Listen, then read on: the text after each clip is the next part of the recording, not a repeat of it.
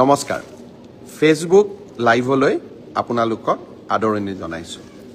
পুনতে এটা ব্যক্তিগত কথাৰে আগবাঢ়িব খুজিছো অহাকালি 1 ফেব্ৰুৱাৰী আৰু 1 ফেব্ৰুৱাৰী দিনটো মোৰ উপজা দিন প্ৰতি বছৰে 1 ফেব্ৰুৱাৰী দিনটো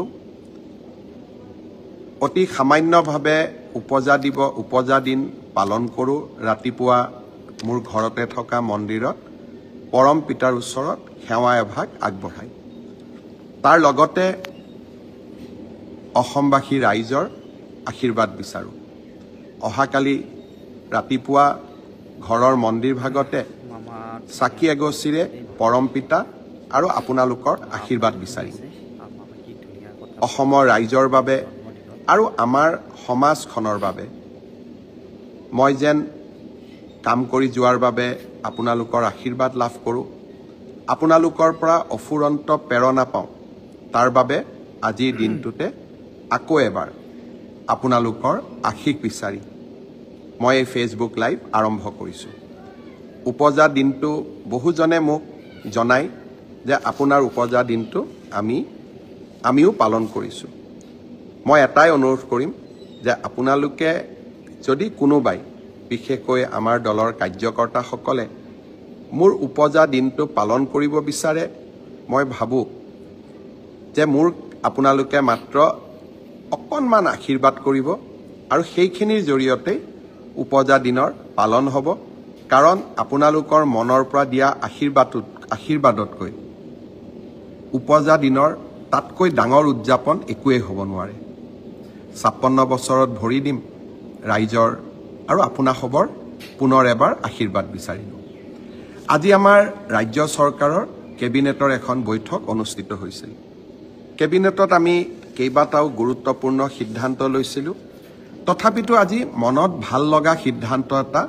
আমি ল'ব পাৰিছিলো যোৱা গণৰাজ্য দিৱসত মই ঘোষণা কৰিছিলো যে ৰাজ্যত আমি ষ্টাৰ্টআপ সকলৰ বাবে এটা সুকীয়া বিভাগ গঠন কৰিম আজি আমাৰ কেবিনেটে ডিপাৰ্টমেণ্ট অফ ইনোভেশ্যন ইনকিউবেশ্যন আৰু ষ্টাৰ্টআপ নামেৰে এটা নতুন বিভাগ খুলিবলৈ সিদ্ধান্ত লয় অসমৰ ষ্টাৰ্টআপসকলক সহায় কৰিবৰ বাবে আজি এখন পলিচিও ৰাজ্য চৰকাৰে গ্ৰহণ কৰে আৰু 100 কোটি টকাৰ বাজেট আবণ্টনৰ বাবেও সিদ্ধান্ত গ্ৰহণ কৰে মই ভাবো যে অসমৰ যুৱ প্ৰজন্মক এক নতুন উদ্যমেৰে আগবঢ়াই লৈ যোৱাত আৰু অসমত ষ্টাৰ্টআপৰ এটা ডাঙৰ ইকোচিষ্টেম নিৰ্মাণ কৰাত এই দুইটা সিদ্ধান্তই এক মাইলৰ খুঁটালৈ পৰিণত হ'ব বজালিত অসম সাহিত্য সভাৰ অধিৱেশন আৰম্ভ হৈছে অসম সাহিত্য সভাৰ অধিৱেশনৰ সফলতাও কামনা কৰিছোঁ যোৰহাটত শংকৰদেৱ সংঘৰ অধিৱেশনো অনুষ্ঠিত হ'ব দুইটা জাতীয় অনুষ্ঠানৰ অধিৱেশনৰ প্ৰাক মুহূৰ্তত মই পুনৰ এবাৰ আটাইকে বহুত শুভকামনা জনাইছোঁ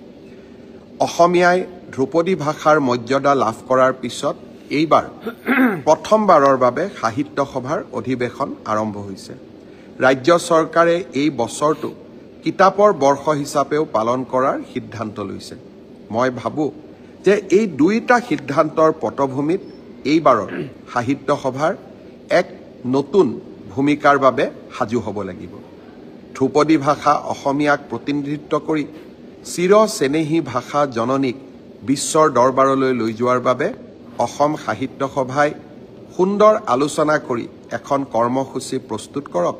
মই পুনৰ এবাৰ সাহিত্য সভাৰ অধিৱেশনলৈ অহা সকলো প্ৰতিনিধিকে অজস্ৰ শুভকামনা জনালো মন্ত্ৰী ৰঞ্জিত দাস ডাঙৰীয়াৰ নেতৃত্বত সাহিত্য সভালৈ অহা আটাইবোৰ প্ৰতিনিধিকে যিমান পাৰি সুব্যৱস্থা কৰাৰ বাবে বজালিৰ ৰাইজে পাঠশালাৰ ৰাইজে দিনে নিশাই পৰিশ্ৰম কৰিছে তেখেতসকলকো মই আজিৰ দিনত আকৌ এবাৰ শুভেচ্ছা জনালো আজি সৰুসজাই ষ্টেডিয়ামত শংকৰদেৱ শিশু নিকেতন আৰু সৰস্বতী শিশু নিকেতনৰ 5000 ছাত্ৰ ছাত্ৰীয়ে একেলগে ঘোষ বাদন আৰু একেলগে যোগ অভ্যাস কৰি এক মনোমোহা অনুষ্ঠান অনুষ্ঠিত কৰিছে 1000 ছাত্ৰ ছাত্ৰীয়ে একেলগে বিহু গীত পৰিৱেশন কৰিছিল সঁচাকৈয়ে এক অপূৰ্ব মনোমোহা দৃশ্যই সৰুসজাই ষ্টেডিয়ামখনক প্ৰাণৱন্ত আৰু জীৱন্ত কৰি তুলিছিল। মই শংকৰদেৱ শিশু নিকেতনৰ আটাইবোৰ ছাত্ৰ ছাত্ৰী আজিৰ অনুষ্ঠানটোৰ বাবে অজস্ৰ শুভকামনা জনাইছোঁ। অহাকালিৰ দিনটোত অসমত আকৌ এখন নতুন মেডিকেল কলেজে আত্মপ্ৰকাশ কৰিব। গুৱাহাটীত আমি নিৰ্মাণ কৰি থকা প্ৰাগজ্যোতিষপুৰ মেডিকেল কলেজত কালিৰে পৰা OPD আউট পেচেণ্ট ছাৰ্ভিচ আৰম্ভ হ'ব আৰু লাহে লাহে এই মেডিকেল কলেজখনে পূৰ্ণাংগ ৰূপ পোৱাৰ লগে লগে অসমৰ স্বাস্থ্য বিজ্ঞানৰ আকাশত ই 15তম মেডিকেল কলেজ ৰূপে আত্মপ্ৰকাশ কৰিব। অহাবাৰ বঙাইগাঁও আৰু বিশ্বনাথত এই দুইখন মেডিকেল কলেজকে আমি আনুষ্ঠানিকভাৱে মুকলি কৰাৰ সিদ্ধান্ত লৈছোঁ। এই বছৰ প্ৰাগজ্যোতিষপুৰ মেডিকেল কলেজ, অহা বছৰ বঙাইগাঁও আৰু বিশ্বনাথ মেডিকেল কলেজ। এই বছৰ ৰাজ্যত 15খন মেডিকেল কলেজ হ'বগৈ, অহা বছৰ 17খন মেডিকেল কলেজ হ'বগৈ। জাগিৰোডৰ পৰা মৰিগাঁওলৈ যোৱাৰ পথত জাগি ভকত গাঁৱত নিৰ্মাণ হৈ থকা দলংখনো কালি আমি শুভ উদ্বোধন কৰিম। বহু বছৰৰ মূৰত জাগিৰোডৰ পৰা মৰিগাঁৱলৈ যোৱা পথটোৱে পূৰ্ণতা পাব। মই মৰিগাঁও জিলাবাসী ৰাইজকো অজস্ৰ শুভকামনা জনাইছোঁ। অহাকালিৰ পৰা মুখ্যমন্ত্ৰীৰ আত্মনিৰ্ভৰ অসম অভিযানৰ ৰেজিষ্ট্ৰেশ্যন বা পঞ্জীয়নৰ পিছত আবেদন পত্ৰৰ পৰ্টেল মুকলি কৰা হ'ব। প্ৰায় 1,60,000 যুৱক যুৱতীয়ে মুখ্যমন্ত্ৰীৰ আত্মনিৰ্ভৰ অসম অভিযানৰ বাবে আবেদন কৰিছিল। আপোনালোকে জানেই এই আঁচনিখনত ৰাজ্য চৰকাৰে 2 লাখ টকা আগবঢ়াই 2টা কিস্তিত, তাৰ 1 লাখ টকা ৰাজ সাহায্য আৰু 1 লাখ টকা